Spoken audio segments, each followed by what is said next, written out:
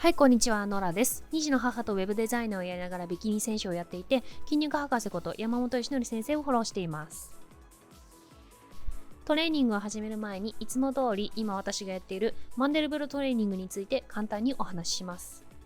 マンデルブロトレーニングとは山本義則先生が考案したトレーニング方法のことで、トレーニングのストレスに体を慣れさせないためにトレーニングごとに重量とレップ数を変えていく方法です。私のトレーニングの分割はこんな感じです。今日は胸と背中のトレーニングになります。胸と背中は別の日にトレーニングする人も多いかもしれませんが、私の場合は1回のトレーニングで胸と背中を交互にスーパーセットみたいな形でやって1日で終わらせてしまいます。そうすると胸トレ中に背中を休ませて、背中トレ中に胸を休ませることができるので効率的でおすすめです。女性トレーニーは胸トレをそんなにやらない方も多いかもしれませんが、私が今目指しているビキニの体型、ビキニで勝てる体型というのが砂時計のようにウエストを中心にして、その上と下にだんだん広がっていく体型です。細いウエストを中心に下の広がりはお尻、上の広がりは肩や背中ですが、それに加えて胸も必要です。そのため砂時計のフォルムを目指していくのであれば、胸も取り入れた方がいいなと思います。特に大胸筋の上部とかしっかりやっています。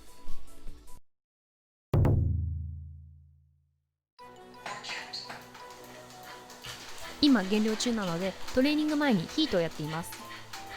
有酸素とヒートでなんでヒートの方をやっているかというと、有酸素だと次の日も疲れがなかなか取れなくて、私としては高強度のトレーニングで数分で終わらせるのを何回かやった方が体に合っていると思ってヒートをやっています。これはインターバルとセット数も結構変えて研究しながらやっています。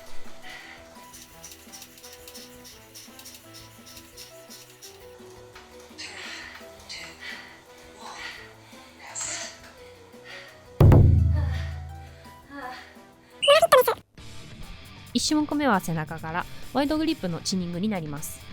女性だと特に自重のチニングはできないからラットプルを選択する人も多いと思うんですが、背中のトレーニングをやるならチニングが一番と山本先生も言っているので、私もチニングをやるようにしています。ただこれは実を言うと自重ではなくて足をベンチに置いて負荷を減らしてやっています。ちょっと今動画では見えないですね。このトレーニングは大円筋をメインターゲットにしています。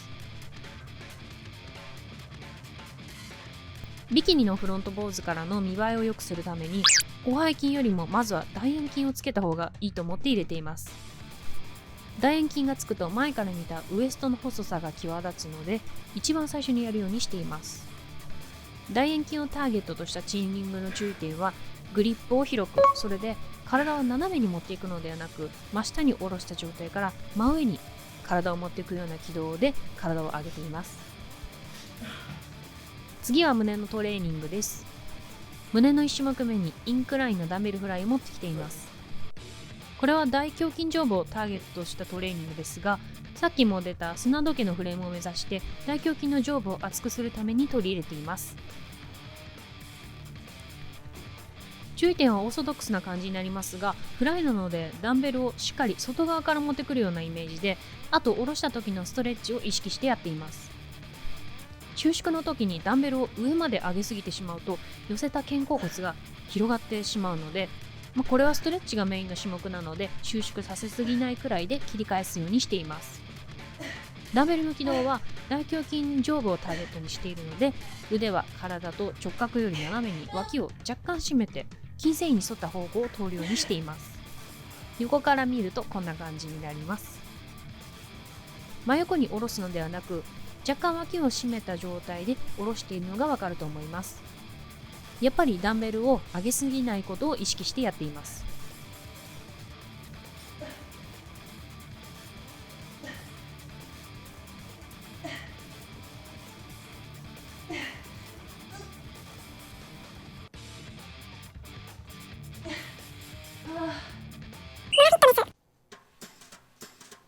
背中の2種目目もまたチンニングになります。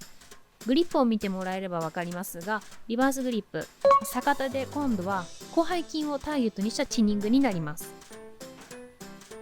先ほどのように真上に体を動かすのではなく、若干体を倒してバーをみぞおちあたりに引くようなイメージで取り組んでいます。リバースチンニングの気をつけているところは、体を下ろした時に最後までストレッチをさせること、上げた時肘を最後まで引き切ることです。引き切った時に胸を張っている状態がちゃんと収縮できていることだと思うので、そこを意識してやっています。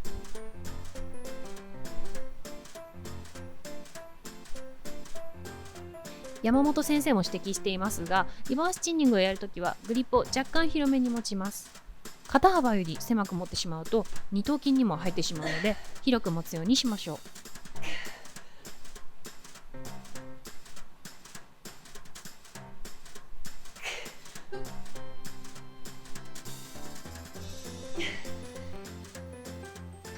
胸の2種目目にデクラインのダンベルフライを持ってきています。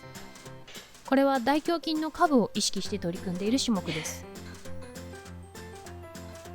気をつけている点は、上げる際に脇を締めていく軌道で上げるようにしています。そうすると大胸筋下部を意識して上げることができます。本当はこのベンチは倒すことでデクラインにもすることができるんですけど、そうすると追い込んだ後元のポジションに帰ってこられなくなります。なのでフラットにして足を上げるようにしています。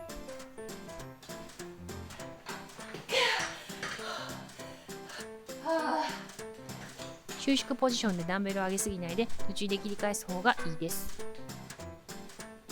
申し訳ないんですけど、この動画ではできていません。この胸トレをやるときは大抵2日前にお尻トレになるので、この状態をキープするのが胸トレよりもきつい時があります。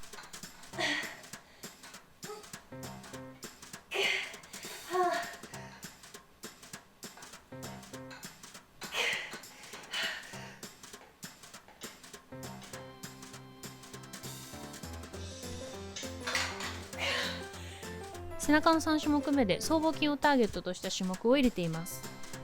僧帽筋を重点的にやる女性は少ないと思うんですが、砂時計フレームを目指すなら背中の厚み、体の上の方に筋肉をつけることが必要だと思います。ベンチにもたれかかることでベントオーバーローのように腰に負担もなく、他に力が入らないので僧帽筋だけに集中してできると思います。このようにお腹にベンチを当ててやるサポーテッドのローイングは女性に結構おすすめです。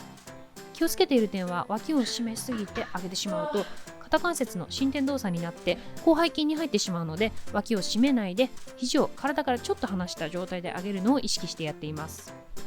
肩甲骨をしっかり動かして最後にギュッと寄せて収縮させるというのも大切です。この動画だと若干脇が締まっているように見えるんですが、この後しっかり誰かさんに怒られたので2セット目はちゃんと肘が横を通ってると思います。あとこの僧帽筋の種目をやるようになってから猫背が若干改善しました。若干。私がこれを最初やった時 2,3 キロでもう上げるのがやっとだったんですが、ちょっとやっただけでも重量が増えやすい種目なので、背中の厚みをつけたい方にはおすすめの種目です。今回のトレーニングはこれで以上になります。おすすめしたい点は、背中と胸を交互にやってそれで1日でまとめてやってしまうというところですね。男性ですと1日で胸と背中をやってしまって、それを週に2回回すのも効率的かなと思うのですが、もし1日でやってるよという方がいたらぜひコメントで教えてください。ご視聴いただきありがとうございました。よろしければチャンネル登録、いいねボタンをよろしくお願いします。